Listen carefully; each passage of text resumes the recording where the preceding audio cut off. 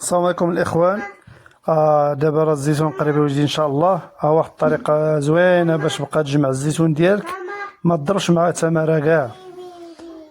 واحد الطريقه تنفعك بزاف. شوف معايا، انت غير ديك الشبكه كتفرشها في الارض وكدير لداك العود ولا البهيمه اللي عندك، كدير لها داك الاخر باش يجر داكشي كامل. يقدر الا درتيها انت يقدر يكون داكشي ثقيل ما يتجرلكش. شوف معايا الفكرة هادي شحال زوينة. هانت تيجرب ما شاء الله داكشي كامل.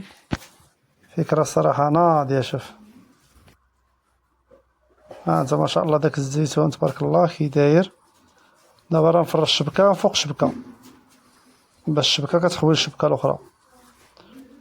هانت شوف هاد العملية صراحة زوينة، أحسن ما تبقى تزلع في الأرض وتبقى تلقط حبة حبة بزاف. اللهم هكاها شبكة وكتسوس داك الزيتون ديالك بطريقة زوينة وسهلة.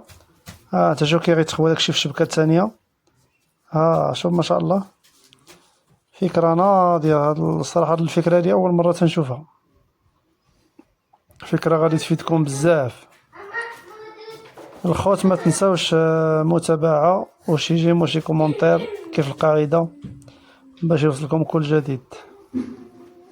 شوف ما شاء الله هانت داكشي ناضي. فكرة قدر يستافد منها واحد آخر. كاين اللي ما عارفش هاد الفكرة هادي وكاين اللي عارف خلاص. هانت مشى يجر عاوتاني لديك الجهة اللي هي عاوتاني رجلها.